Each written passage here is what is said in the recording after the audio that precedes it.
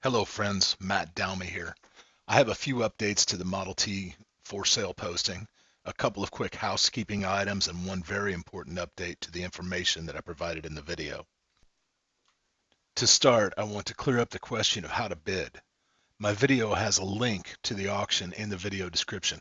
Just click that link and it will take you to the online auction hosted by Schmid Auction, where you can place your bid. The auction closes at 7 p.m. on Friday, September 25th. Any last minute bids will add a few minutes to the runtime, so don't worry about being sniped.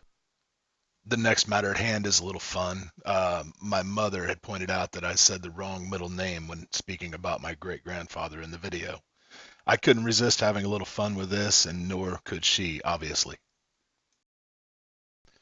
And finally, as for the updated information about the truck, I had said in the video that the engine was seized, and Brian Fradkin, I hope I pronounced that right, of the Model T owners group pointed out to me that he could see in the video that the truck is in high gear, and with that clutch engaged, you won't be able to turn the engine over. As I said in the video, I'm 2 hours away from the truck where it's stored, so I have not tried it again. I can say that we have not properly confirmed that the engine is seized, so it may not be. Once again, the auction ends at 7 p.m. This Friday, the 25th of September, 2020. If you want to register to bid, that only takes a minute. I will be including the link in the video description below. And for anyone who hasn't seen the original video, stay tuned. That video will start right now. My name's Matt, and I've got a Model T for sale. Not this kind of Model T, this kind of Model T. It's called a Huckster. And it doesn't look quite like this. It looks more like this. Well, to be precise, it looks like this. But we're getting ahead of ourselves. This all started a few weeks ago when my mom contacted me and told me that she had inherited her grandfather's 1930 Buick Sedan. And that in addition to bringing the sedan home to be refurbished, there was a Model T that we needed to sell. I started with a simple post on Facebook to see if any of my friends were interested in buying a Model T. I had no idea. I got no idea what these things are worth. All I know is we've got a Model T for sale. Didn't even know if it was a car or a truck. The next day, with only just a little bit of information, a trailer and a chainsaw and a pickup truck, I took my mother and we headed off to St. Louis County to where these vehicles are stored. Home property where my mom grew up. We found the Buick and the Model T in a little shed. Both the 1930 Buick and the 1921 Model T belonged to my mother's grandfather, my great-grandfather. He passed away in 1963. Now, the Model T has been in a barn since 1939 and moved into this shed in 1964 after his passing.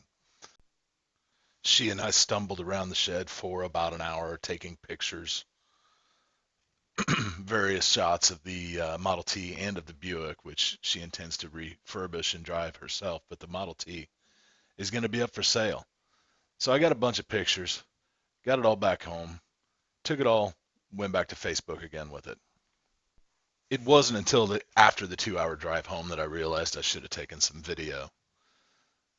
Spoke with a few people, and my brother-in-law was kind enough to make another trip back with me last weekend. And we got some video, so that's what I'm going to share now.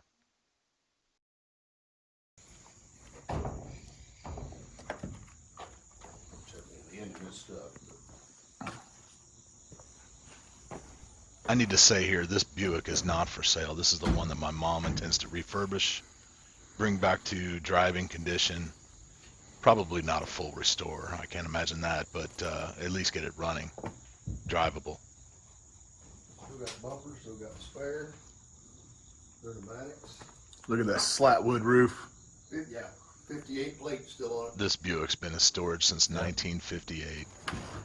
Well, see, your roof is canvas. Right. Wood slats, though, they're still good, right? Some of them? Yeah, the wood's actually pretty good in it. But usually that was the problem, is wood was just rotted away. Yeah.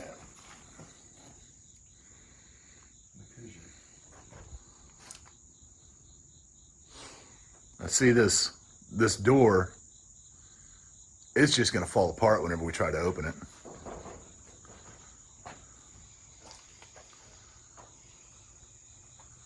That's not going to, I mean, we're not going to be able to close this again once we open it. We got to cut that tree down for one. Yeah. Nope, that does have pneumatic tires on it. Probably good.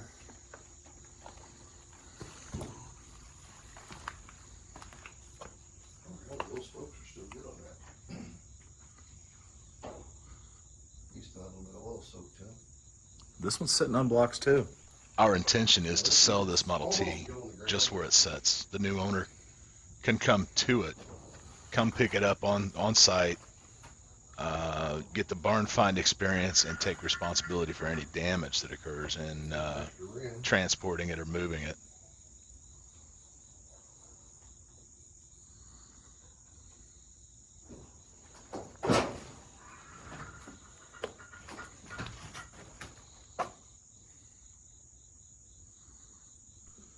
My great-grandfather, Andrew Lincoln Wagner, was a produce farmer, and he used this truck to take his produce to market.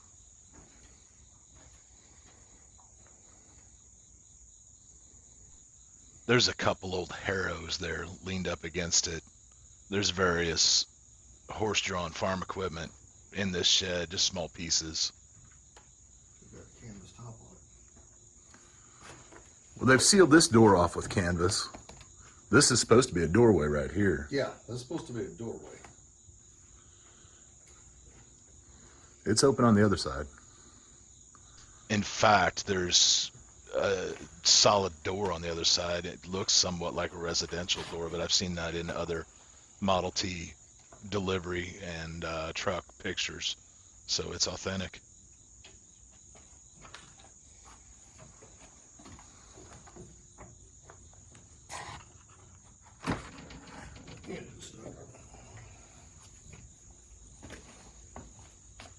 We expected that, right? Yeah, but you never know. Sean just said the Yeah. motor's stuck. Old thing had king shit on it for years. He tried the old knuckle buster hand crank on the bottom of the engine. Someone took plug wires off of it, just unhooked them. I must have checked something. After more discussion, we determined that that might have been a theft deterrent.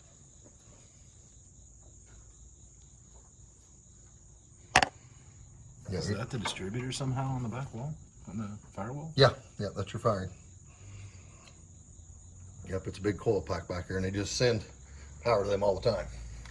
All four of them fire. Yeah, and then when it comes up on compression, there's fuel sucking into it. Should have an updraft carburetor on it. You say there's not a carburetor? No, it should have an old updraft on it. Yep, there she is. She's on there. The engine's complete.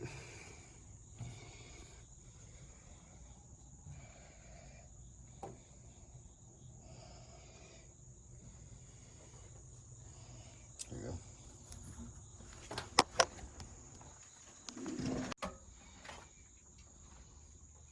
go. No, it doesn't say stop, but you can see the optics in it. Yeah, it does. STOP right there. He's found an old brake light that says stop. 2 or 3 head gaskets laying there. There's a carburetor, of course, this junk. There's a gauge. Is that a starter laying on the floor there? Yeah, whole starter generator. This old truck has got decades of trash in the back of it. No, it ain't. This wood's all still pretty solid, isn't it? That's all can. Looks like everything that they just needed somewhere to set it over the years, that's where it ended up, was laying in the back of this truck. I don't know what the hell it is. Vacuum. Fuel. Fed something. Another spare rim for it back there.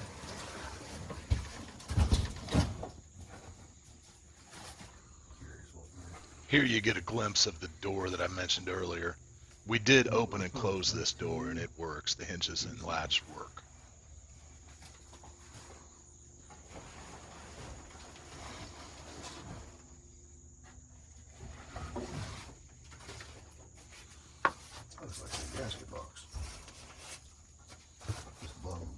For dinner too. There'll be no charge for the junk. Be an awesome museum piece. I mean, it's all there.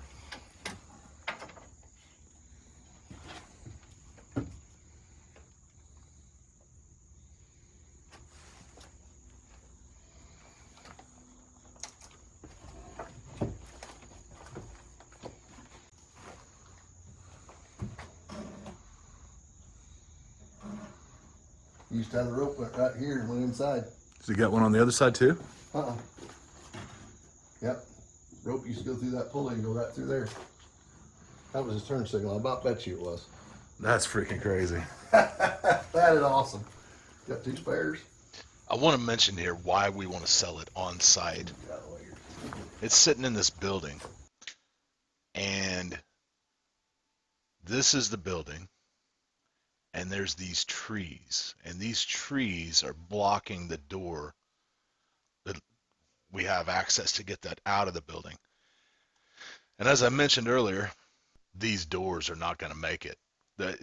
When we open them, they're going to fall apart. So that's going to be a casualty. But the building's coming down anyway, so that's not a problem. But I want to get the 2 cars out at the same time.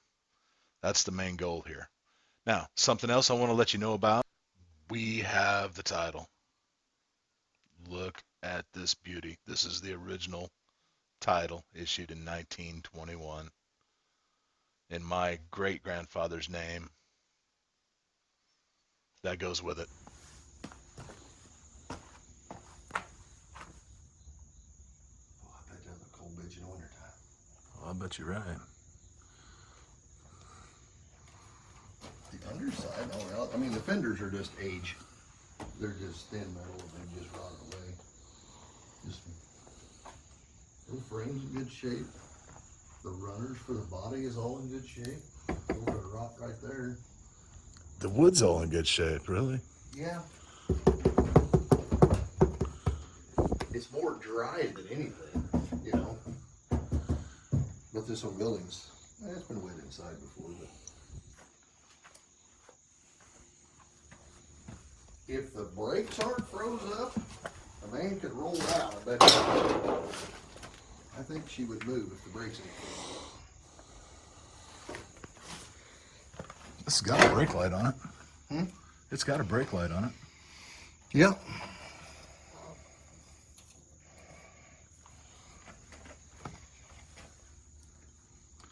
There's part of a 1939 license plate.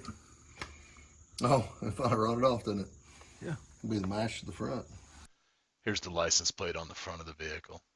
1939. Spring-loaded door.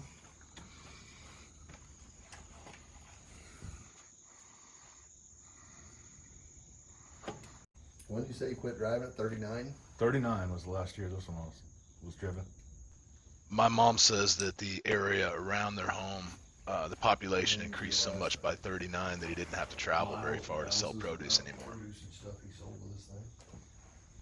She was born in 1941, and in her entire life, she doesn't ever remember seeing this truck leave the barn. It was parked away in the barn, and then in 1964, after her grandfather's death, it was moved about 300 feet into this shed that was built brand new at that time to store these 2 cars, make more room in the barn for horses. Yeah, the old fuel tank's in good shape. Just sits in a wooden box.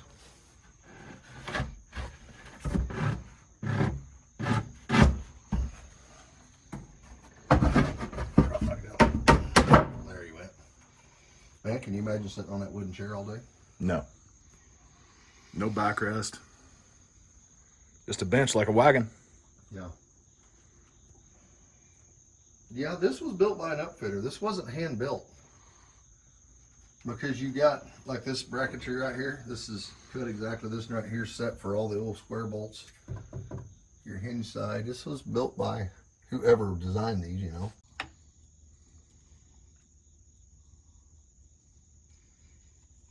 Old cast iron kettles.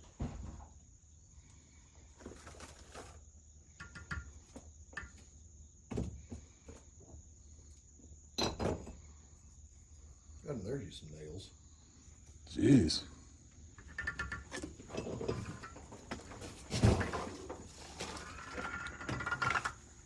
There's no battery box right there. There's a battery cable.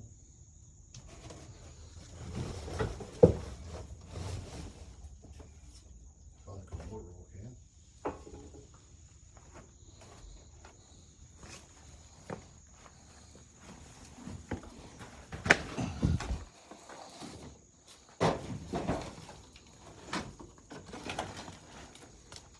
Pretty cool. Pretty cool. So there you have it. We've got a barn find 1921 Model T truck Huckster. It looks to me like it's got the standard front Model T engine and front axle, and then heavy duty in the rear. There's two separate size tires. The spare tires are two different sizes. The tires on the vehicle are two different sizes. We have the original title. This thing was parked in 1939 in a barn on my mother's family property, and in 1964 it was moved from that barn to this shed that it's currently in. There's a tree growing up in front of the door. We're gonna have to cut it down and then get the doors opened up and get a wrecker and drag the Buick and this Model T out. And I want to do it all at one time. So whoever the buyer is, we need to make arrangements and make a trip over together. It's in St. Louis County, about 2 hours from Effingham. And that's that. I'm going to include instructions on where and how to make your offer. We're going to sell it to the highest bidder.